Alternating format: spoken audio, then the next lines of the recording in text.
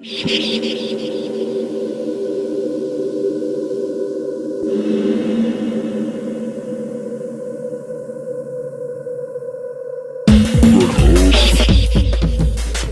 scene anyway, isn't it? Let's face it, loyalty is at an all-time low and audacity is at an all-time high. Why do you think loyalty is an all-time low? Why do you say that? Yes, because there's some real disloyal people in the drum and bass jungle scene. Disloyal to who? To each other. Okay. There's so many people out there that will stab you in the back quicker than shake your hand. Oh. Yes. I mean, I try. I'm very much on the, this is what I call it, Chris. Yeah. Where I'm at, I call it the popcorn drum and bass scene. Okay. Where you are. All right. No, this is how I describe you and your nights to people and where I'm at and me as well. You are what I call grown up drum and bass. Oh, well. this is popcorn world. You are grown up. Okay. So when you're acting all surprised about me saying this, it's because you're not living in the popcorn drum and bass scene. And I don't think so. Yeah, I mean, no, you don't. You really don't. Yeah, I mean, I think I had my taste of it. Obviously, at my know what I mean. At my former employees, as I like to say. I don't really like to say their name, but yeah. Are we filming yet? Yeah, we are. Yeah. All the talks about sex? No, not all of it. No. Oh gosh. just as you said about the last bit. No, well, you could have warned me. No, because then that way. Now I'm blushing. Don't blush now. It's all good. Look, I'm blushing. Yeah, carry on. I mean, I would never call it the grown-up world because that sort of indicates the rest of it is maybe slightly more mature. But it is. And it actually, hello, popcorn. Well, immature. Maybe, but you know what? It reminds me of a. You know what? I'm gonna call him out because we're cool now. But I remember I had a disagreement with Kazra. Okay. At Critical. It's a long time. How you doing, Kazra? Sorry, mate. But I'm gonna tell people my faux pas. So I remember he posted a mix up on this old forum called Subvert Central, 25 years, and.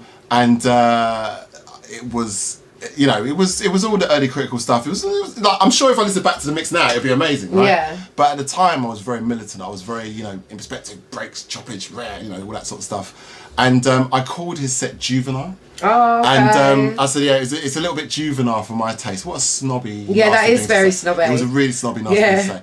And he naturally was very upset by that. And he took me to task on it. And I always respected him for like, sort of, well, I'd like to, well, he didn't really take me to task. I mean, he had a bit of a paddy about it, but maybe... Rightly so. Rightly so. No, it was just fine. I wasn't saying, you know, it was, you know, but maybe it was the thing that, you know, because I remember from that point, I remember seeing him fucking working his arse off. Yeah. Like, and so you owe me. You may have hit a nerve. I might have hit a nerve. As nasty as it was. Yeah, as nasty as it was. I might have done. Yeah. I don't know. I wouldn't want to be conceited enough. What I mean is, what I'm saying is, like, where I'm at, it is fueled with so much craziness right about now. Just like the whole world has gone mad. Yeah. The drum and bass, the popcorn drum and bass scene has gone crazy. Like, people's loyalties have gone out the window, and people's business. Everyone wants to get in people's business all of a sudden. Yeah. Mind your business, do you? And do you know what I mean? Yeah. So that's why I call it the popcorn. Yeah. And then there's the grown up side, which is what I don't know you that well yet. No. So, but I associate you as the grown up drum and bass because I've been to a couple of your gigs, and there is none of that. It is all about the music and the vibes. Very much so. The vibe was magical. Yeah, it was magical when I came to Malden Wolf. That is. Yeah. If not number one, it's a very close number two for my summer days out. It was a great event. It was amazing. Yeah, shout out to Black Junglist Alliance for that one. The venue, the weather, the music. It was perfect. Yeah. The crowd. Yeah. People had their children there. Yeah, it was lovely. And oh my, it was awesome. Parents were raving with their kids. Yes, it was awesome, and it really was very grown up. There was no nonsense, and everyone was all working together. Yeah. And you could just sense a whole, like, in that little dance area, like you said, everyone was dancing together. Yes. The love that you could feel in that outside environment, it was in the air. Yes. It was amazing. I think a lot of that is because it was that particular event, or that version of Influences, shall I say, was created with love intended. Yes. And I think that's why it ended up doing so well. But the first one, where I very first met you. It is where we first met. At the Fox and Firkin. At the Fox and Firkin. Another one of my top 3 summer days. It is, yes. It was a great day. I came to support Dark Phoenix. Yes. Because she was playing. Rima is incredible. Yeah, she's one of my faves. She's one of my favourite DJs. Yeah, she's badass. She's such an amazing. So many people came up to me. She draws tune like man them. And I don't talk like that. I don't even know if that's the right thing to say. She just draws tune like a world-class selector. No, like the man them, as in the top of the top. Oh, not I see a man. I see me. As in, Okay, she drops her tunes like the man them. Yes, yeah. Not the female-male argument. Okay, I'm not into that. No. She, if you close your eyes, you'd be like, oh my God, who is that? And she's amazing. Do you think that's possible? Do you think you would be able to differentiate a woman playing for a man playing? Some women, some men. Some women, yeah. Not all. Yeah. Another one. Because I can think of a woman DJ right now that if you close your eye, not that you can do that. I think personally, if you were listening to me and you closed your eyes, you would know I was a woman. Right. Okay. Yeah. Okay. Definitely, 100%. I play very girly female. I own that. Yeah, I do. Yeah, but another one, my favourite jungle DJ in the whole world is Mrs. Magoo. Oh yeah, okay. And if you close your eyes to that, if you don't know, you don't hear the name. Ironically, Mrs. Magoo is blind. You close your eyes, that DJ.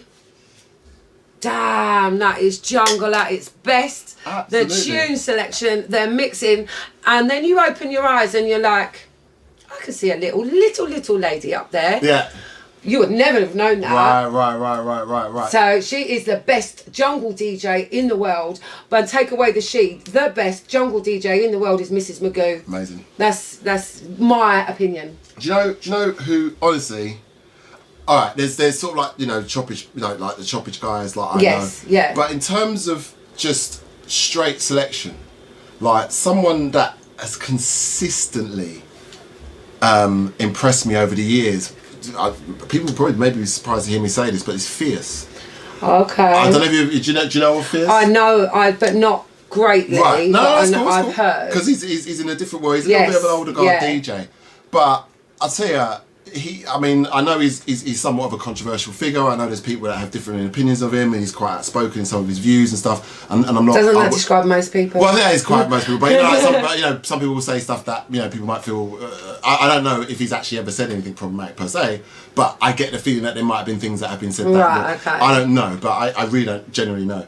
But forget that. In terms of just, I've seen him play maybe about 7 or 8 times, and I just remember always being like, God damn, this guy could put tunes together. Yeah, wow, he just really kind of just knows, and all fun as well. And he's always impressed me over the years. I mean, yeah, you can, Equinox is always up there. Mantra's an incredible DJ to watch always. I love Mickey Finn. I love Mickey Finn. Brocky. Yes. Watching, I remember seeing Brocky at Whitstable. There was the Brocky. He's one of my favourite humans, Oh, is he really? I've never. You know what? I've only ever spoken to him once. Big love to Brocky. Absolute respect to you, mate. I've only spoken to him once or twice, but I'm a big fan. And at Whitstable, it was the Brocky Appreciation Society. Okay. They put together a little sort of picnic on the beach. Oh, that's lovely. It was really lovely because we knew. We went down there. We met Paul T and his wife, and how you doing, Becky? Sorry, and Brocky. I think everyone was playing from the Brocky Appreciation Society, and there was rumour whether or not he may or may not turn up. Okay. It was that sort of thing, and then sure enough, and credit to him because I doubt he would have been getting paid for that. Do you know what I mean? But it's not about that. He did it clearly for the love. Yeah, Brocky does a lot for the love of the music and the scene. Yeah, he really does. Without knowing him at all. Brocky is probably my all-time favourite. Not just DJ, I'm going to call it personality, right. Music personality. Yeah. Because Brocky is everything and then some. He is the gift that keeps on giving. He is so humble, and he gives so much back. He runs a group on Facebook. I'm not sure, about 15,000 members, if not more than that. Yeah. And he doesn't just have a group with people running it for him. He's very active in that group. Yeah. He puts on parties and he gives artists in the group a platform. He lets them guest on Cool London with him. He gave me a booking at Scala, the first that he booked me for a Brocky group Christmas party at Scala. And I think if it hadn't been for him giving me that opportunity, I wouldn't have progressed as quickly and as highly as what I have in the last year. He believed in me from the off, and he gave me an opportunity that has made me start living my dreams come true. I mean, that's all what we want, really. Yeah, it's a gift that keeps on giving. And he does it to so many people. And also as well in the group, I mean, it's not just, it is a music group, but there's a lot more to it. It's very human as well. You get to see that's why he's one of my favourite human beings. But what's a good, because I'm not actually But let's go back to Mickey Finn. Okay, but just real quick, I'm going to talk about Mickey Finn because I'm from South East London, I'm from Brockley, so he knocked about that area a lot, and he was, well, he seemed to, I don't know if he was actually from there, but he seemed to when I was younger, and it might have just been because he was coming to see Remark, maybe. Because Remark's from the area. So I would love to find out why that was. I'm a big fan of Remark, and I've never met him. I would, I mean, he's in my fan. So if I had a Mount Rushmore of Eamon sort of artists, he's on there. Very big fan. Him and Busy Bee, and then Equinox, Square Pusher, and Dillinger would be my top five. I met Dillinger at 51st Festival this year, first time. Really? Yes. So I play a lot of his music though. So I went to see the film Signs. I don't know if you know the M. Night Shyamalan film with Mel Gibson and Joaquin Phoenix about the aliens. Oh, right, yes. And watched the whole film, and then turned around, and in the seat behind me was Dillinger. Oh, wow. And I just turned around, and I just froze because I was such a fan. I still am. I really get starstruck with people. It's embarrassing. I get a bit starstruck. I get a lot. Yeah. I get a lot. Dillinger and Doc Scott. They're the two that I still get a bit. Oh, Doc Scott's wicked. He's just a legend. I met Goldie backstage at 51st Festival. But I knew Goldie 31 years ago when he very first began, when the whole thing first began. He was still just Clifford. But I hadn't seen him for 28 years. And I had a total fan moment because I was just like, oh my God, like, the same with DJ Hype. I bumped into him at Moondance recently. I hadn't seen him for 29 years. And I had a total fan moment with him as well. Well, massive fan moment. His studio is 3 minutes from here. Okay. Yeah, it's just around the corner. Because I introduced him to my son, who was one the last time I saw DJ Hype. And I was like, this is my son's dad's son, and I was like, oh, gushing all over him. It's like, oh, you know what I mean? It just gets a little bit embarrassing when you get a bit starstruck. I've been starstruck. Trex, I met Trex, the producer. I got really starstruck over Trex. I know Trex really well. I apologise to all of you that I get starstruck over. I just get excited. If I like your music and what you do, I'm your fan. There you go, like Trex. a fan. There you go, Trex. He knows I'm his big fan. Oh, yeah, no, well, he Trex knows is an amazing producer, man. I'm a big fan of Mickey Finn. We were as well. The best thing I love about Mickey Finn, there's so much to love about Mickey Finn, pretty much everything. But what I love, he still carries his box of vinyl and he pulls out his full vinyl set. Pretty much everywhere that he DJs still. And he's so humble and just so amazing, and his tune selection and his originality and just everything about him. He's up there in my top 5. Awesome. Badasses. Yeah, awesome. Badasses. Always. I did say to him, oh, does your arm not hurt carrying them around? You've been doing it so many years now. He's like, I just like to be different, babe, and I love that. I love that. Yeah, no, he's a legend, and I've heard so many interesting stories about him. Like solving problems and protecting people and getting involved, and you know, when certain big things have happened in the scene and people have been threatening and being weird with certain characters, that he's been called upon to come in and sort shit out, and people respect him. He's like a god. He's like a god. He's like, you know, he's sort of like a, you know, sort of like an enforcer. He's just like a god. He's just like, God is here. You know, like, come on now, behave, do this, fix up. Another one I really love as a DJ and a person is Kenny Ken. DJ Ron, his tune selection now. Watch how DJ Ron, and he can switch up the genres. But I heard he's not a fan of me, which is quite sad to hear about. I don't know. I would really like to find out if there's any truth to that. But I heard that he wasn't best pleased with some of the things I had said about the scene in the past, and or he thought I was maybe being a bit attention seeking. So if we ever get a chance to speak, Ron, I'd love that. Yeah, that was always a bit sad to hear, but especially, you know, because some of the tunes he's made in the past are absolutely phenomenal, like changed my life really. Yeah. And really made me see, I always forget the name of that one with the aiming thing with the sample, the aiming thing with the sample. Because that really narrows it down. I must remember to make a note when we say things like this to like make sure to make notes, to go and find the tune and then put it in the links afterwards. So if I can remember, I will. But you know, a lot of those guys, you know, who I looked at, I mean, Dr. S. Gachet was another one who I revered, and you know, Ray Keefe back in the day, and you know, Nicky Black Mark. Yeah, another. And, they're just, there's so many, you can legends. Sit there all day. I mean, Nutty one. Yeah, as well for me, I love Ash Attack, very underrated DJ. Such a lovely guy. Yeah, and again, selection, and it's not the same 13 jungle tracks that you hear everywhere. Yeah. They're special. They are. Yeah, there's so many of them. Like, I'm sorry if I miss you out, but Kane, the DJ ones. Kane. Yeah, as well. So DJ Kane, I met him for the first time at Morden Wall. Oh, really? Okay, yeah. What a lovely man. He's a lovely man. I've had some amazing... Boy, did he play a set that day. He played an amazing Mind set. you, everybody did. Everyone played really well. Everybody did, There was some really good sets. Yeah. But Kane as an individual, you know... I met his wife and his child. Yes. That was lovely. Yeah, right. It was lovely. But he and I had some really great conversations around the whole sort of Black Lives Matter sort of era. And it was really interesting hearing this viewpoint as a mixed race man. Yeah. You know, and how it just sort of like, you know, he was sort of seeing certain things in the world, and he was sort of saying it's not always the way it seems, and he really opened my eyes to a few things. Basically, it's not always black or white. It is literally not always black or white. Literally. That's what he was There's a lot of grey and tan in the middle. Well, very much. And he would be best placed, and I hope I can get him on here, because I think we'd have a really good chat. Lovely guy. And another one is one of my favourite human beings is Mr. Bailey. Bailey's a legend.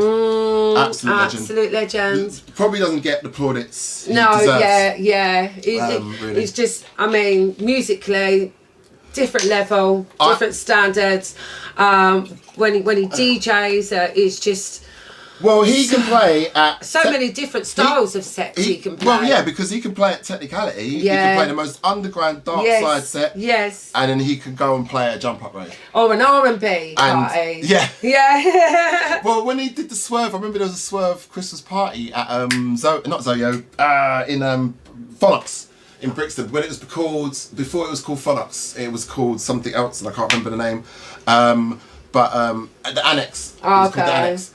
And when it was still the Annex, there was a Swerve Christmas party down there, and he had his, you know, laptop and whatever, Serato, and he played jungle, he played drum and bass, whatever, and then he started playing like Missy Elliott. Yes, and, you know what I mean? It was just like, and it was just perfect. It's awesome, awesome. Exactly what you want to hear at Christmas time. Very, but it's very musical, isn't it? Very musical. There's a lot of people in this music industry that really don't get music, and they're not musical. They're some of them are in it for fame, for money, or just because they can. Yeah. Do you know what I mean? But the artists, they really stand out because they get all of it, you know? Well, I think one of the big problems, but one of the big challenges that I think that drum and bass, certainly that era of drum and bass DJs had, if you compare it to, say, like, you know, house or techno guys, a lot of the big house and techno DJs all made so much music.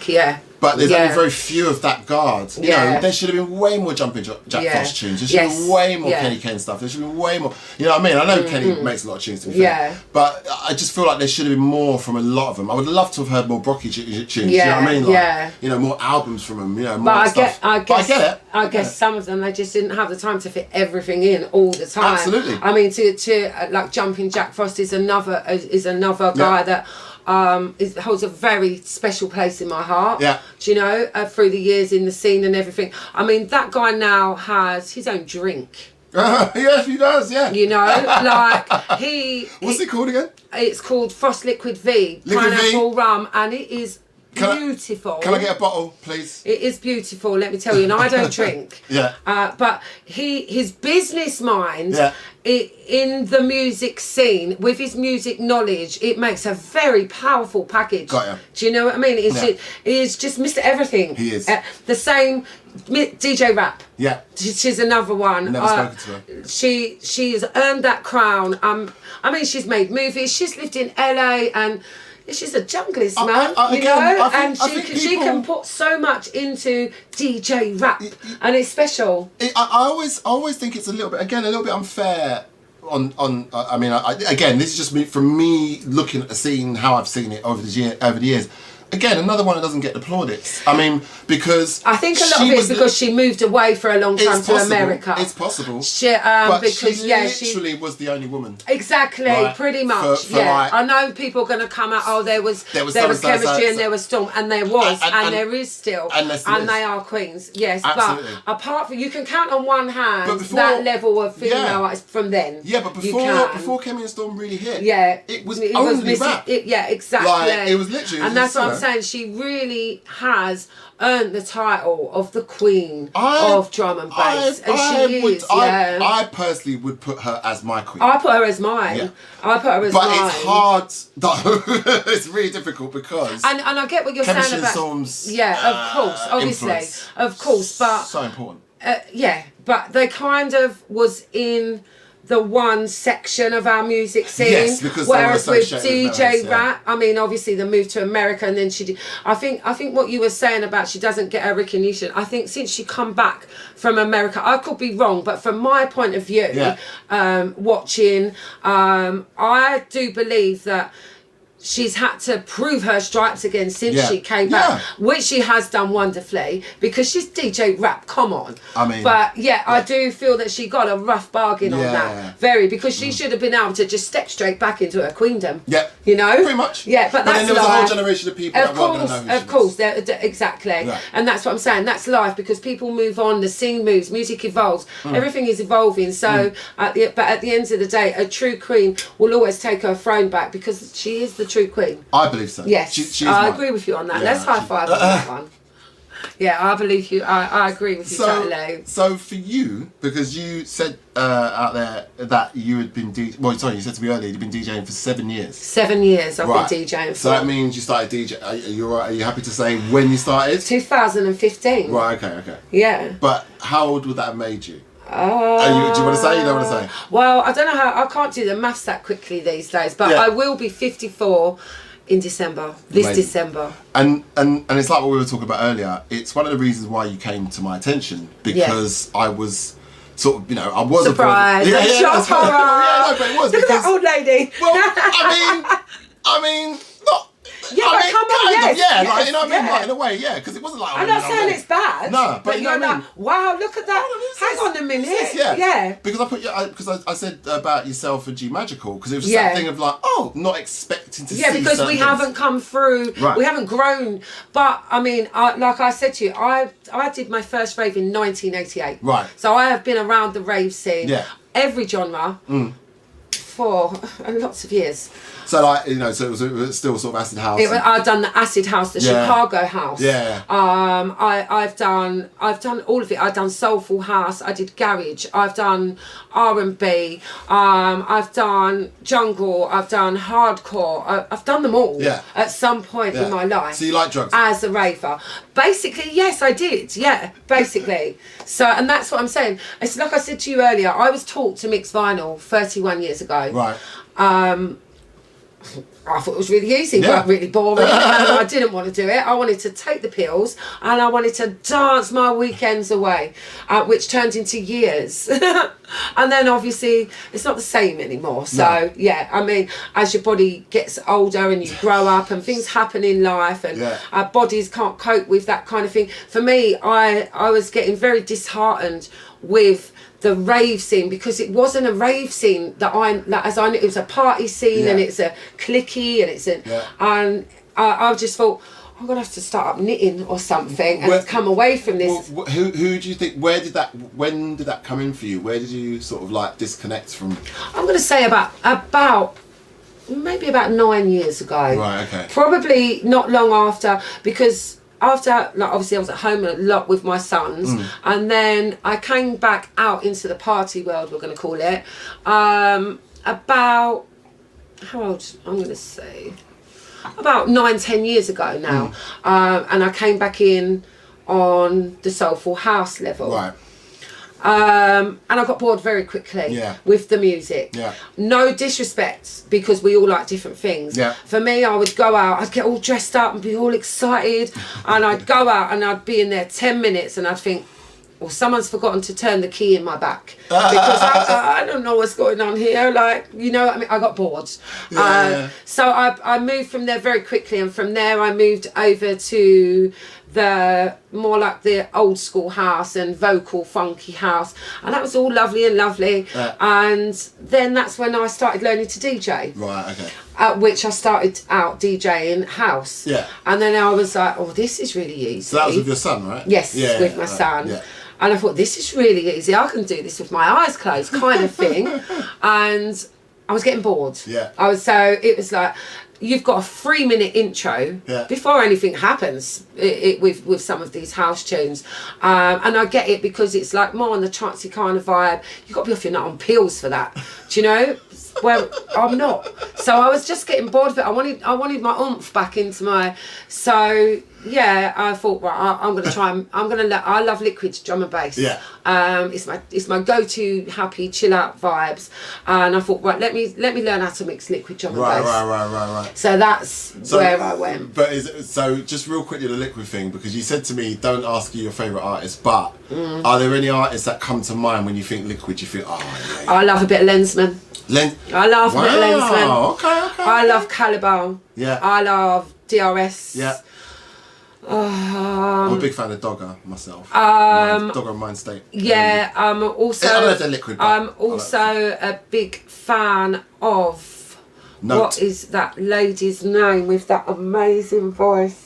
Charlie Bricks. No, not Charlie Bricks. Charlotte Haining. Yes. Charlotte Haining. Yes. Yeah. BC. I love their stuff because I love the vocally. Oh, Steve. Yes. Oh yeah. I love the vocal on the liquid front. There's so many liquid. That I love liquid drum and bass. I really do. It's just so spiritually healing and amazing. Have you heard of Focus Recordings? Yes. Yes. I'm a big fan of Focus. Yeah, I've got quite a few of their tunes. They started. You can put me on your mailing list if you like. Please put Lady Jules on your mailing list. I will definitely give them a shout on your behalf for that. But no, Focus I'm a big fan of, because they started around the same time my label Inperspective did. Okay. Around like 96. Well, I started in 97. I think maybe they started the same year or just after, or maybe just before. I don't know. But they started as a straight up atmospheric label. Yeah, I love it. I just love it. And I just love how they've evolved to make, still keeping that beauty in their music. It is beautiful. It is beautiful. Yeah. But then again, as much as I do love my liquid drum and bass, I get bored. My brain gets bored. It needs more beats. Yeah. So then I was like, oh, I'm gonna teach myself to mix jungle now. Yeah. And that opened up so many floodgates to so many memories, where I pretty much started in the beginning, early 90s, and I was like, oh, I'm liking this. So I was doing liquid with jungle, and I was like, it's not quite getting the vibe that I'm feeling. So then I opened my doors to the world of drum and bass, because when drum and bass became big, I was at home being a mum. Right. So, I mean, obviously, I've always had the music around me, but I was more listening to my garage and house then. Yeah. So, this drum and bass, and I was like, I like this. Yeah. Oh my God, these beats and these drums and the rollers and the rhythm with the jungle. Now, this can work. Yeah. So, let me teach myself to mix jungle with drum and bass. Yeah. So, I did that, and that's kind of pretty much me. Yeah, I love it. Because I thought it was interesting, because you mentioned it before, because you know, like a lot of people do, sort of differentiate. I do differentiate, yes. Because I'm trying to get people to sort of squash it back together again, because I think that's where a lot of the problems started. I totally understand and appreciate, but for me... No, but I get why people do it. Yeah, for me, I mean, I differentiate a lot in my life, because as you get to a certain age and you get a menopause brain on your head, you have to kind of compartmentise things, because you forget a lot of stuff. Yeah.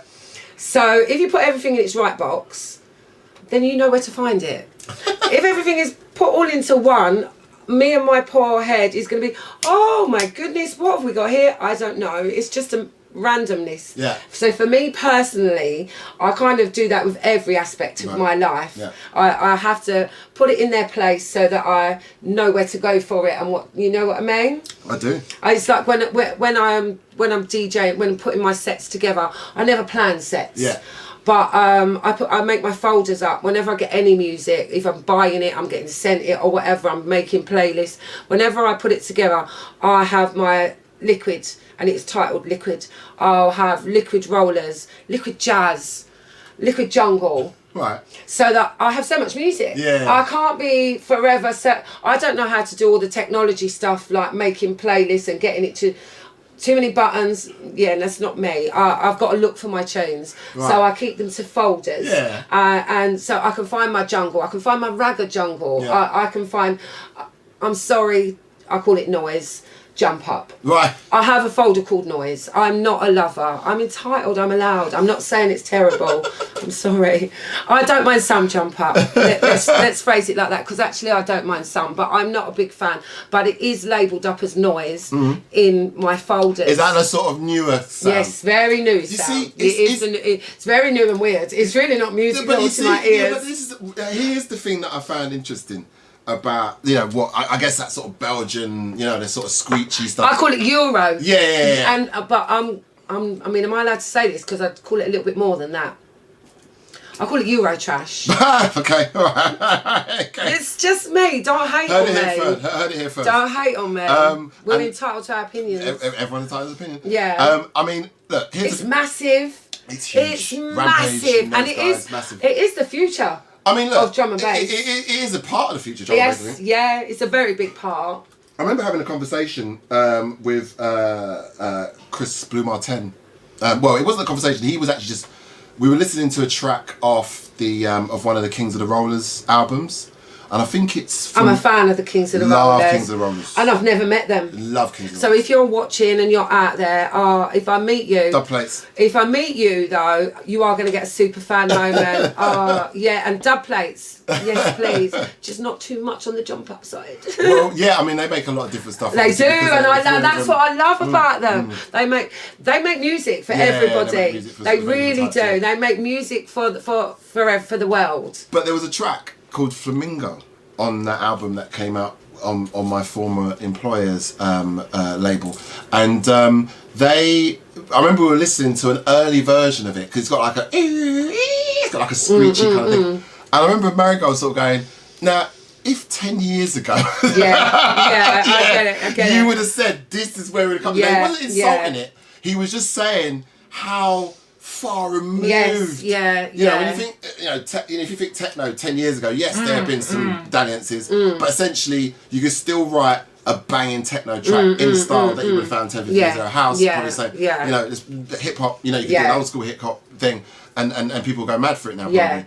But drum and bass is one of the only genres I feel that's totally changed. It's so totally much. Changed. And it's when you have artists like Kings of the Rollers, or I mean, what was that bloody that track the other day? I say the other day. It came out last year, I think, on Metalheads. It was by it's a track called Actress by Grey Code. Okay. Right. So when I heard this track for the first time, I'm like, what the bloody is this tuned? It's amazing.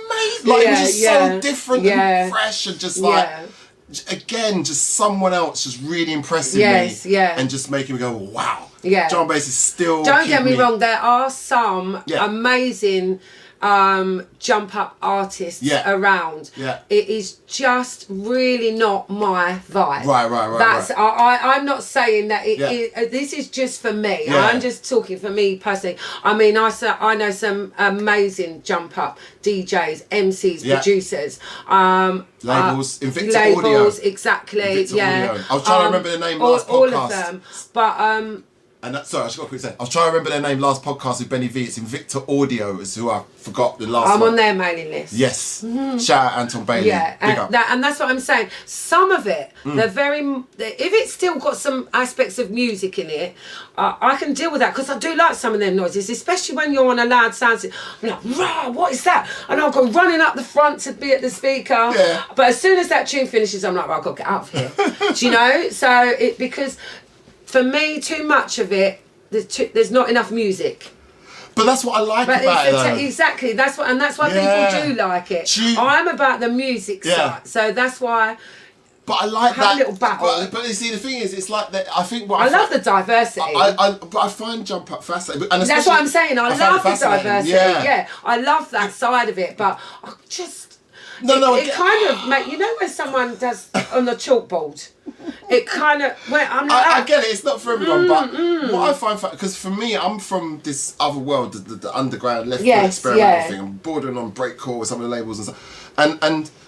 What I always found, I remember I went to a Next Hype event about 3 years ago, which is X-Men's. Yes, he's amazing. Absolutely amazing. Well. Yeah. And but I remember going to that, and first of all, seeing the diversity of the crowd. Yes. For one. Yeah. Which was very surprising. It wasn't with respect as white as I thought it would be. It's very young. It's very young. Yes. And I think that's why. I think that's just me getting old. No, it was. And just the diversity of people as well in terms it wasn't and that's what I said, I love the diversity side of it. It really is very considering it's a very sort of it's a very small world. Yeah. It is but very profitable. Yeah, and it has is a very big industry. It's gonna be massive. I mean it already is, but it's gonna be even more massive. So I'm not knocking it in that way. What I'm saying is it's just not my vibe. Like it's not something I'm going to get my vibe into. I turned up at a gig before, and all the DJs before me were playing heavy jumper, and I'm standing there thinking I'm going to get booed off the stage, because I ain't even got a tune like that, not even in my noise folder. But I stepped up and I played the heaviest that I would play. Luckily, I always have all my folders on, and I take several USBs because rookie mistake to only just roll with one. I would never be that arrogant to do that. It's arrogant. You just got to have a good USB stick. No, it's not even that. Or do you separate your styles? No, but what you've got to remember is I don't play for all massive promoters. I play lots of small parties. Sure. I turn up. They don't have equipment that I could play a set with just one USB. Oh, okay. So they don't have the link facility. They're not that new. Okay. The equipment is old. I was old. So I like to. I like the challenge. I used to always ask when I first started because that used to be my biggest fear. What am I going to play on? Yeah, I always just make sure. Whereas now I rock up with anything between 3 and 7 USBs. Right. They have all got the same music on. They are all exactly the same. Right, I see. So you just got like a backup. Sometimes the format won't read on something, or I've got a backup. Yeah, but I played the heaviest type of set that I would ever play, and I really enjoyed it, and so did the crowd. And they were coming up to me like, I love the way you do that. And I was like, oh my god, I was so worried, and so that's nice. To know that I can actually pull off a set in a jump up rave and not be booed off the stage because I haven't played all jump up. But I think people see your energy and your vibe when you're playing, and they relate to that too. I do have a little bit. For an old word. I think that's really important. I love the music. I'm doing it all off a passion. Yeah, it has to be. And it is my passion. Has to be. So you were bragging to Dave outside. Who are you?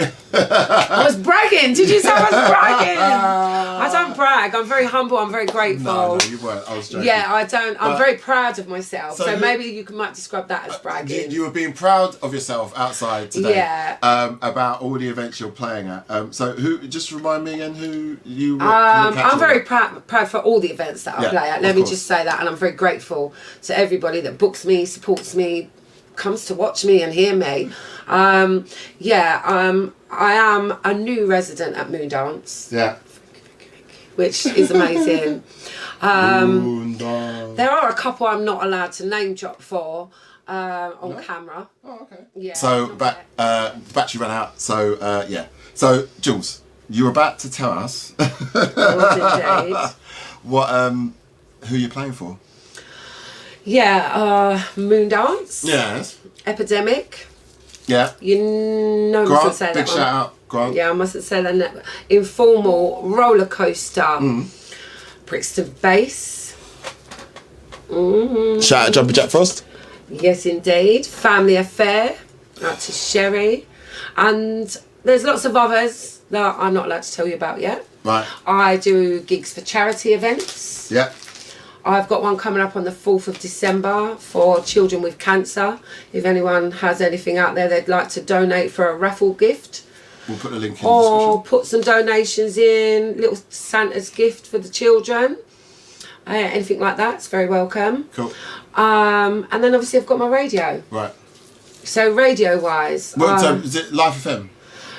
My main first radio was Drum and Bass Worldwide. Right, okay. So I do that twice a week. Yeah. Every week, Tuesdays and Thursdays. Right. And then I have a monthly residency on Life FM.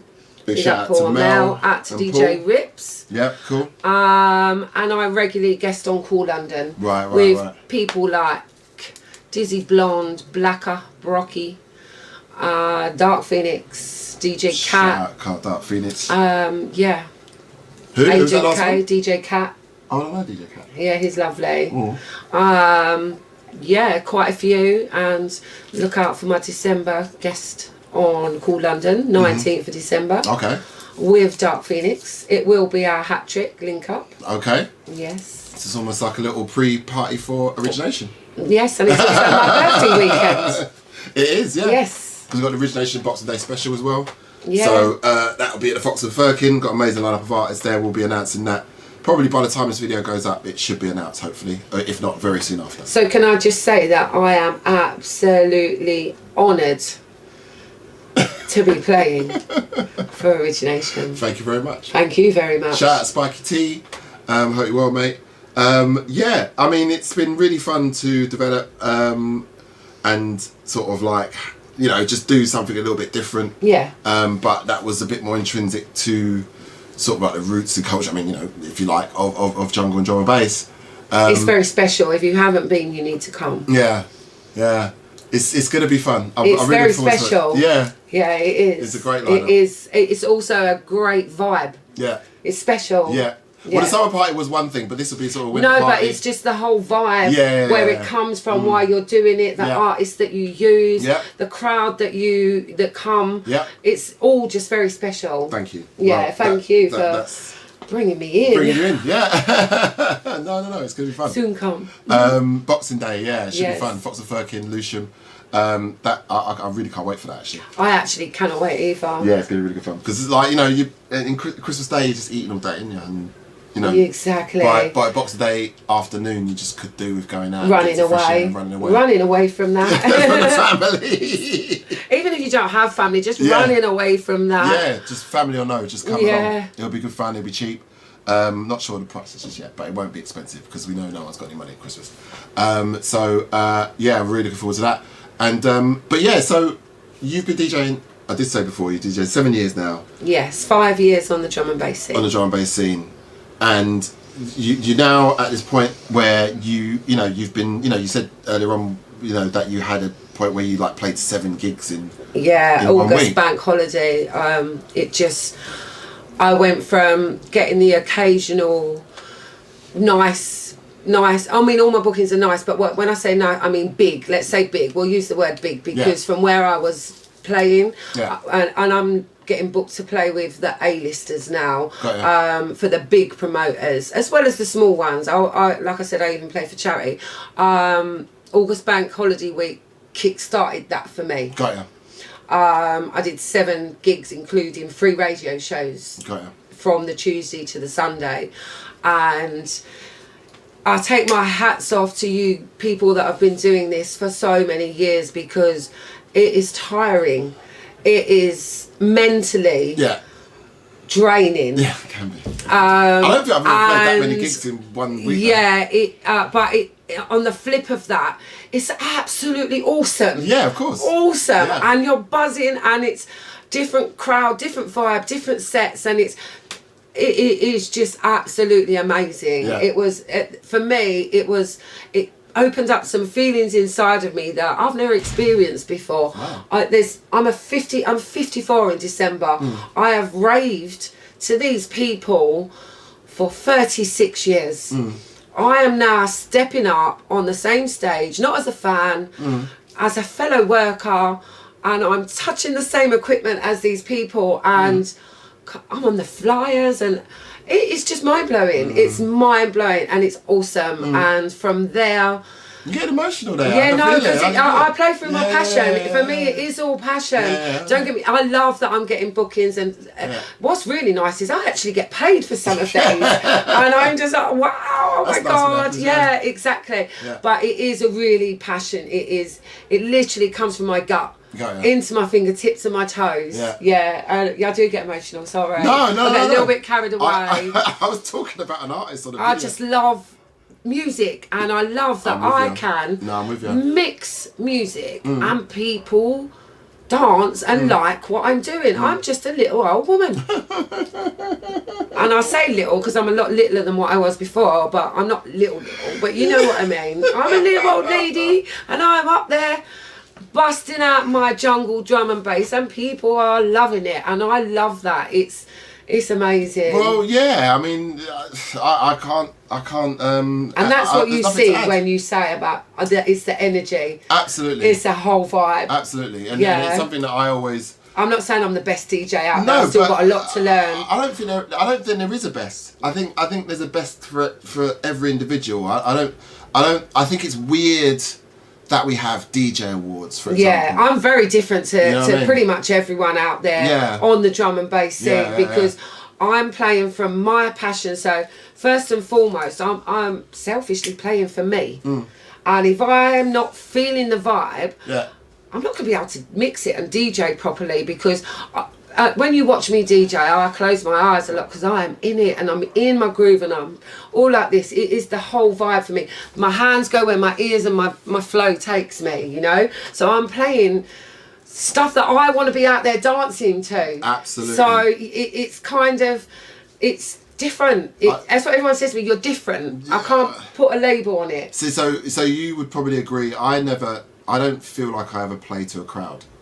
I always feel... I play for the crowd, but firstly I play for me. I see, that's the thing. I always feel like I play for me. Yeah, because when I say I play for the crowd, obviously I know what kind of night I'm being booked for. So I do my homework and what kind of tunes are going to be appreciated by the crowd. And then what I'll do, I do my homework. I spend up to 30 hours a week sometimes getting the music right, getting the tunes right. And if it's not my comfort zone or whatever, I will spend time mixing and practicing these tunes, and then I'll just take 60 tunes in a folder, and I always pick my start track. Got ya. And then I just roll with that. So you never plan your set? No. Right. No. Yeah. I used to when I first started. I used to write it all down, where the drop comes, where you should bring it in, where you should... I've got pads and pads like that. Yeah, I've done that for a time. But because we were saying before as well about, like, because I have an issue with the digital environment. Yeah. I don't mind syncing my stuff up to make sure it's the right BPM and stuff. But in terms of like mixing key and stuff, I don't know about none of that. It's really weird. I heard a set for actually. I never said this to you before. We talked about it, but I heard a set from someone. I won't name who he is because I love him dearly. But I heard a set of his, and he was planning his set out using the chromatic, the wheel, yeah. And he did it all out properly. We went and heard the set. It was at Soul in Motion. I can say that. Shout out Bailey, Need for Mirrors. The set sounded bland almost because it was so monotonous perfect. Is what I call it. But it was so perfect. It was almost like it was so perfectly planned that it had no life. Yeah. It was just too bland. Monotonous. And it's that key in the back thing again. Yeah. For me, I am a technophobe. Yeah. Me and technology, we were not wired up to work together. for me, you're gonna laugh, but for me, a sink button is the plug you put in your sink to keep the water in. The less things I have to touch, the better. Yeah. Because if I've got to look at stuff, if I've got to fiddle and all of that, my hands don't work with the flow and the vibe and the beats of the music. Got ya. So I just need to know the basics, so that I can put whatever I put out there together. You know, I was recently shown the sync button because I did ask someone to show it to me because I'm not going to mention no names, but I am due to play alongside a DJ that I have been told by several people is very well known for using the sync button. So I needed to know where it was so I can turn that off. I mean, I don't know nothing about that. I don't mind admitting that I use it because I don't actually understand. I don't understand it. I don't want to know anything about it. You know, I do get that. So say for instance, you've got someone on 3/4 deck mixing, and you've got to have your syncs to. I get there's pro. It's like with everything. But if you're stepping up to do a set and the equipment is playing it for you, can we not just put our Wi-Fi Bluetooth on or a CD? Yeah, no, but because you're not DJing, the equipment's doing. That's how I. No. Yeah. I get why you would see it that way, and it's fine. But like, that's my ignorance to the technology. No, it's not ignorance at all. It's your opinion. But you see, for me, I love the idea of being able to get away with mixes that because I don't think I'm the most technically gifted DJ, right? Okay. So I just love playing the stuff and I like dancing to it. Okay. So when I'm playing my own tunes, I don't use sync. If it's all my own stuff, because I write a lot of my own stuff now. Yeah, and you've just been playing me some. Yeah. Well, I'm glad which I like. Well, I'm glad you like them. But like, I play a lot of my own stuff now. So when I play a lot of my own stuff, it's easy. I kind of sort of go with it. But sometimes, if I'm playing a couple of choppy tunes or competition, I'll just because it just makes it easy. You just make the mix out wicked. See, no, but that's the difference because and I'm going to say it's probably because you've been doing it a long time and you do other areas. For me, this is all fresh and it's all new and it's all a vibe. Absolutely. And for me, I want if my transition is going to slip, I need to know where that's got to go, and do you know what I mean? No, that still happens. Yeah, and this is what I'm saying, and that's what I'm saying. I am quite ignorant to the technology. I don't understand totally what it can all do because I'm just like, well, no, I just want to move my hands. Yeah. I love nothing more than 3-4 minute mixes. Yeah. I'm a mix and blend. I love a chippy. If we're doing a chipping and a chopping, I like to be able to do all of that. Right. Or I call it an in and out job because you've got to bring it in from the top. Do you know what I mean? We all do different ways and different things, and it depends on the style of set that I'm playing.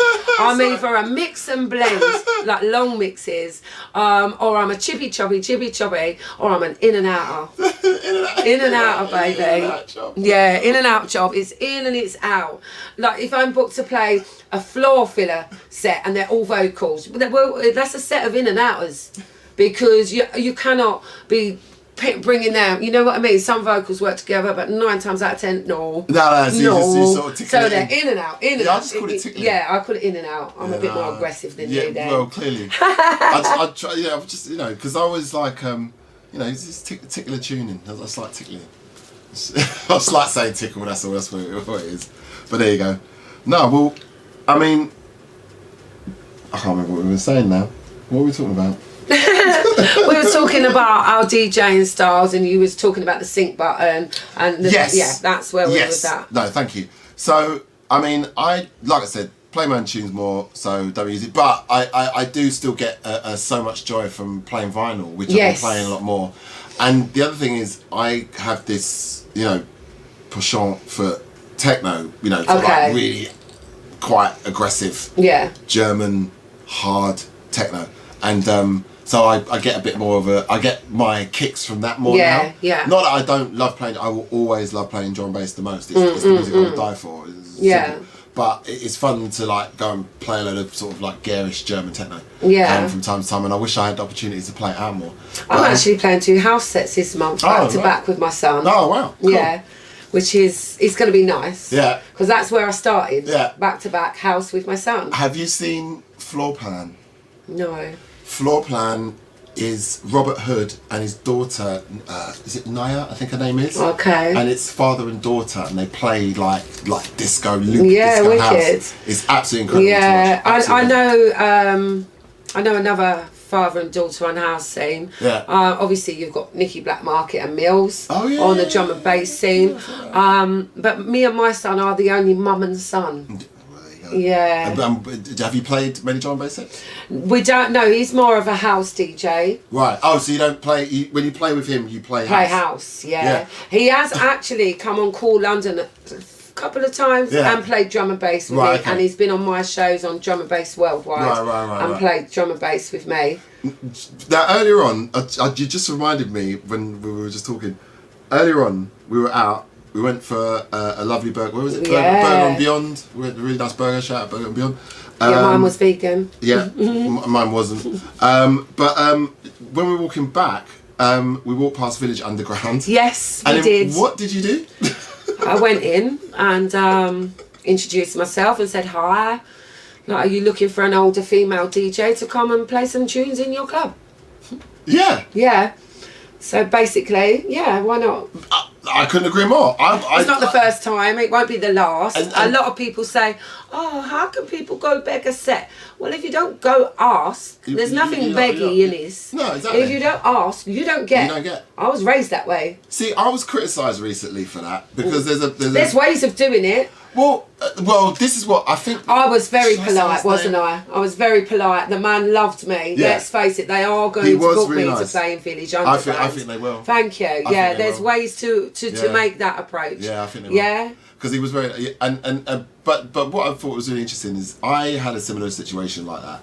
There's an amazing brand that I've supported, and played for in the past, Jungle Syndicate, and they had a massive birthday last year.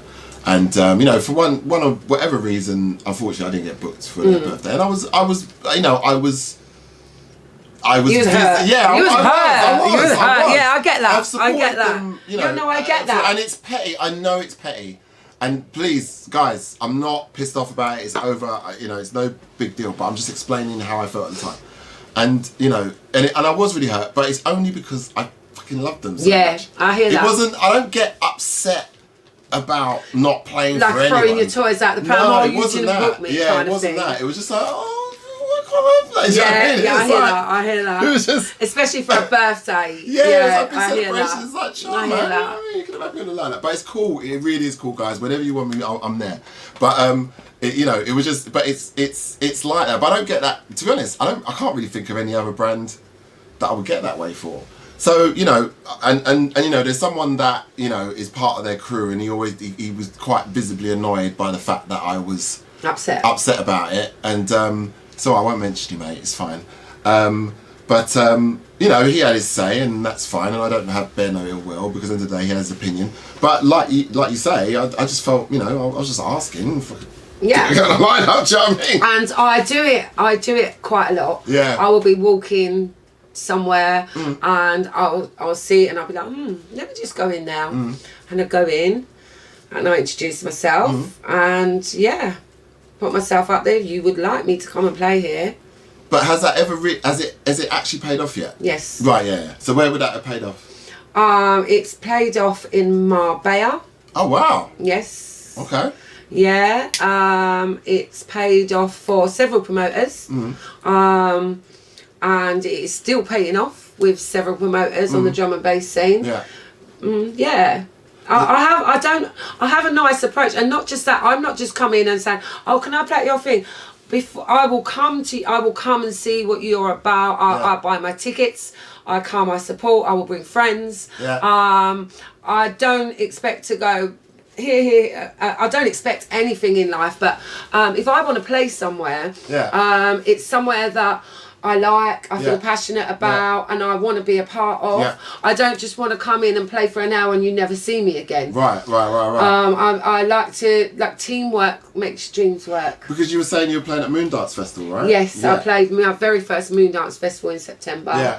and I'm also playing for Moondance at E1 on New Year's Day. So I'm very grateful for that. But tell me what happened again at Moondance Festival, because you said you came early. So I like to be early for everything, and we was early, but I had the wrong postcode, so I went to the wrong place, and we was running around the streets of Hainault and through these parks trying to find the festival.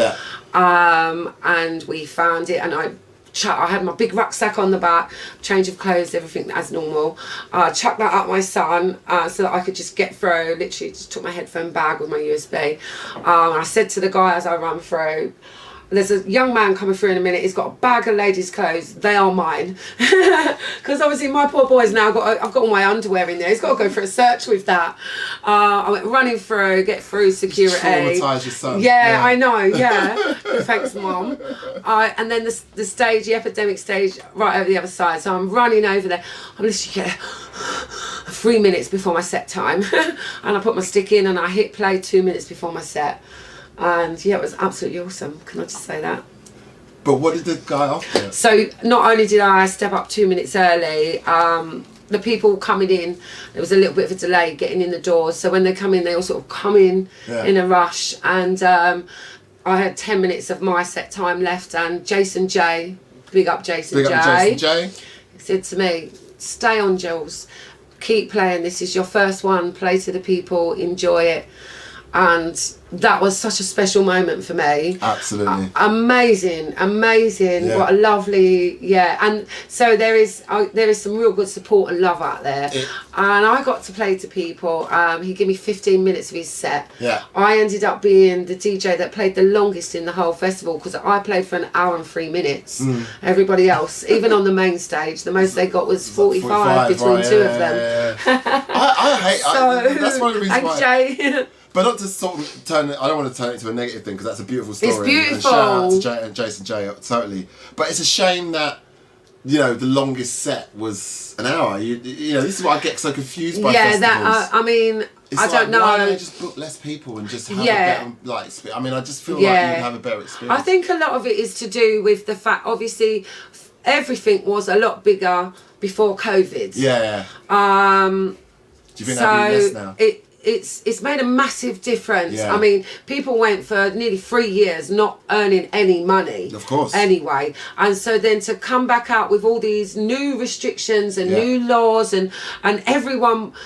because it's such a strong knit community, there's no doubt about it. Strip away everything. The drum and bass scene, when push comes to shove and you strip everything back, it is very, very strong community. Absolutely. And it is a community. Absolutely. So everyone wants to get back into doing. It's what they do. It's who they are.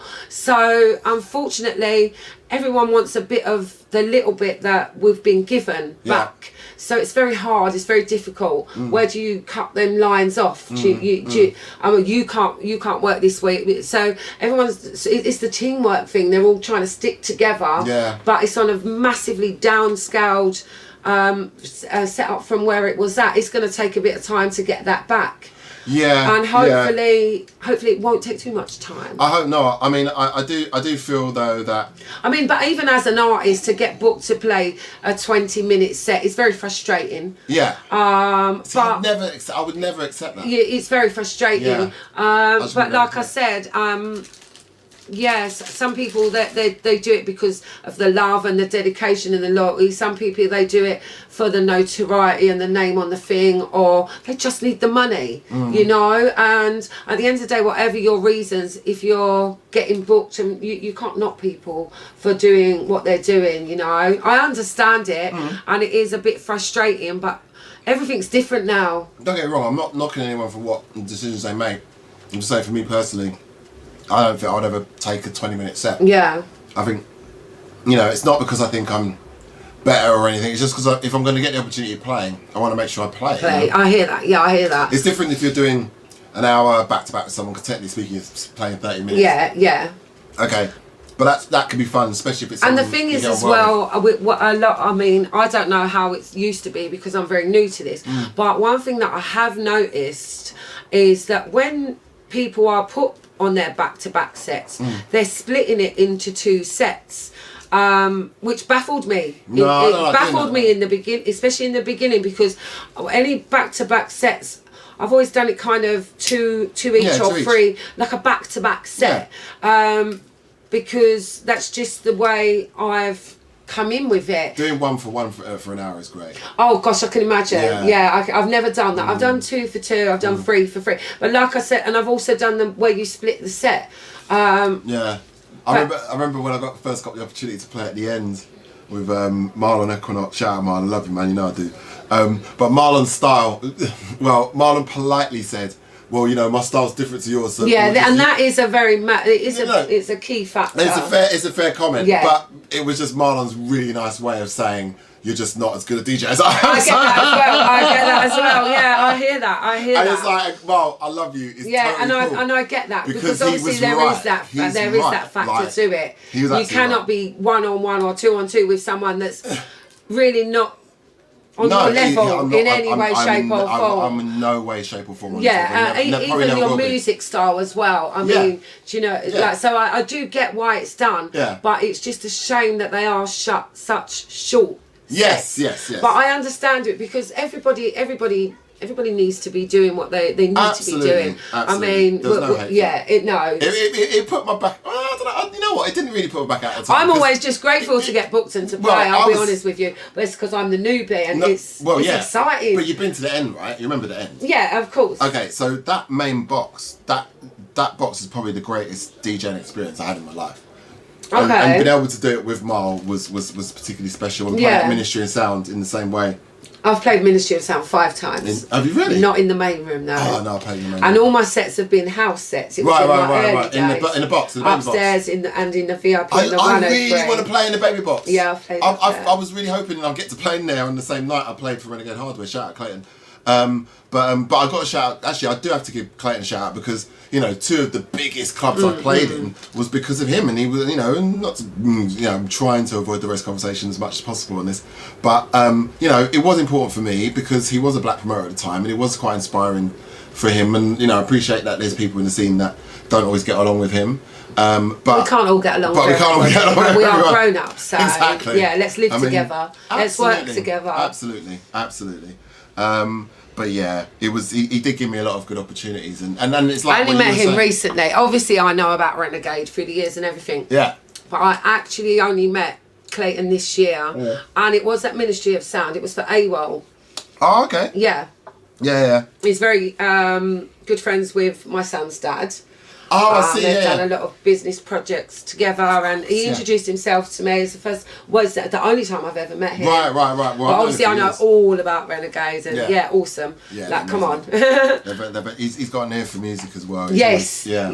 You know, whatever when it's all said and done. I mean, like I said, I don't really know how he, but from an outsider looking in, he knows exactly what he's doing, which is why the label's so successful. 100%. And still there. Yeah. And still there, still relevant, respected. still relevant, still respected. Exactly that. Yeah. So yeah, always. Shout out, Chloe. What you got there? I'm gonna just roll a cigarette. It's not sweets. You bought the sweets. I don't eat sweets. Oh no, I love a sweet mate. So the other thing I just wanted to quickly talk to you about was this. You know, how do you feel in regards to the whole sort of like diversity issue, you know, in regards to representation and that sort of thing? I know it's a really boring question. If you don't want to talk about it, it's absolutely fine.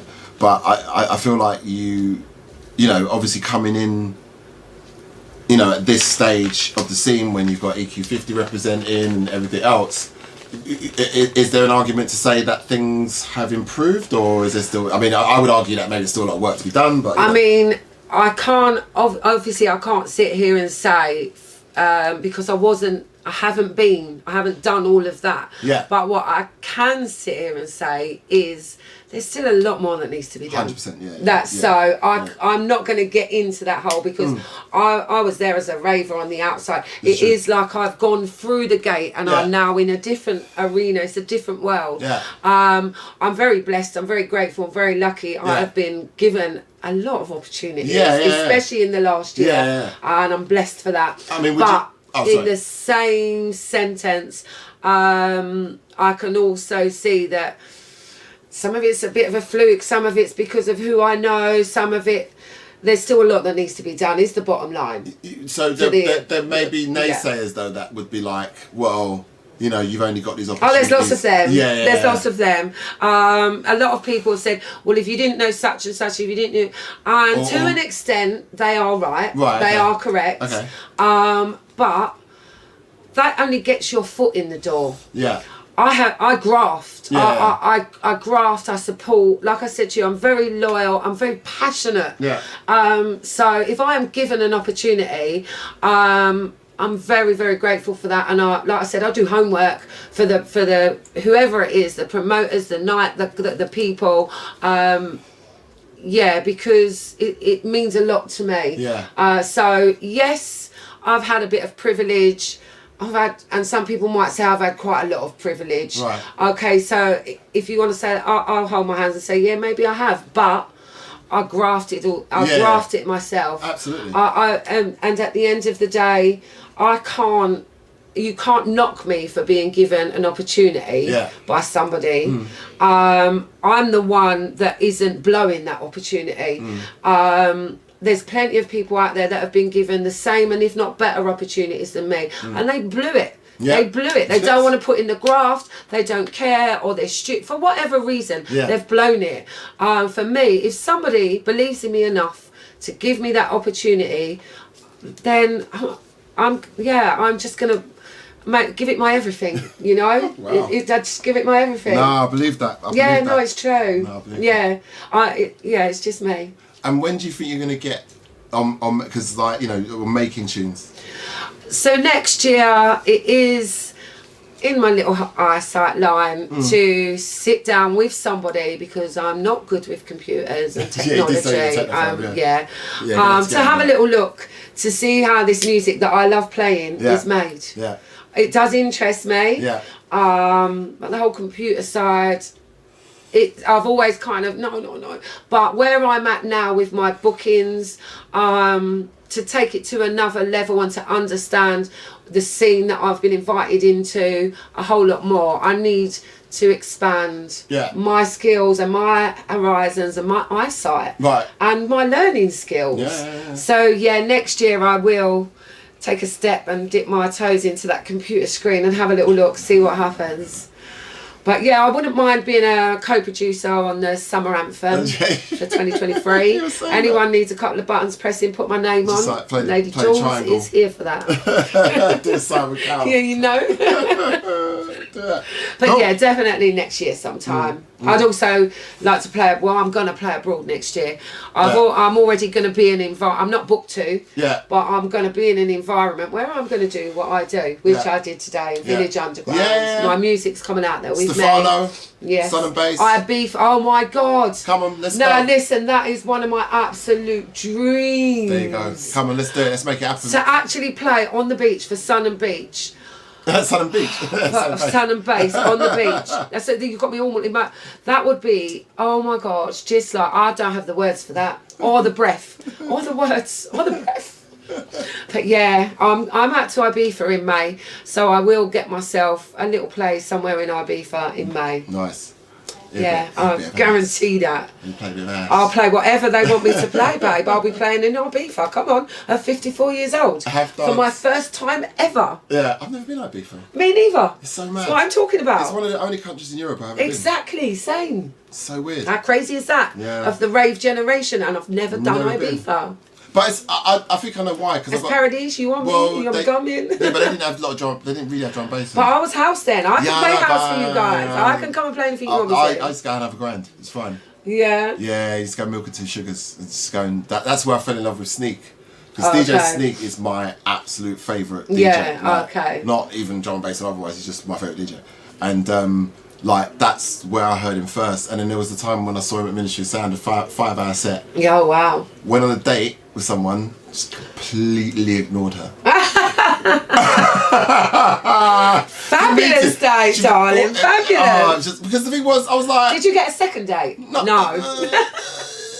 I Please don't tell me you did. Did. No. I did. Because because it was. She must have enjoyed the music. Yeah, because she got pills. So, well, like, she enjoyed the drugs. Okay, yeah. So she just got high, and I just ignored you as well. She got high and ignored you. I mean, I wasn't ignoring her in like a horrible way. It was just like you was just lost in the. He's your hero. Yeah. Yeah, he was just. That's why I said to you, don't put me on the spot to pick one. Yeah. I cannot pick one. Yeah. I have lots for all different. Yeah. Well, I always think of a funeral playlist. That's why. That's my thing. Make sure you play like the music and me, Michael Jackson at mine. Well, I'm not. Well, I don't know. I'll probably. Will I be at yours? Well, I don't know. I feel like you'll outlive me. Really? I don't know. Who knows? Who knows? I don't know. I'm just grateful to live. Yeah, that is true. You know what I mean? But there you go. Let's not turn it more with. No, not at all. Not at all. Every day's an adventure. Yeah, absolutely. It really is. Especially in my life right about now. I'm getting people that want to talk to me and interview me, which is crazy. Absolutely. Little old lady me. I'm getting people asking me to model their merchandise. Yeah. And it's awesome. So every day is an adventure in my world, and I absolutely love it. Brilliant. And I'm really, really glad you talked me into doing this. I am too. I've really had a good time. No, it's been great. No, thank you so much for coming. Thank you for having me. And thank you for watching and listening. Yeah. And big up everyone who supports me, believes in me, books in me, and just likes listening to me. Big up all of you. I appreciate it. And shout out all the haters as well.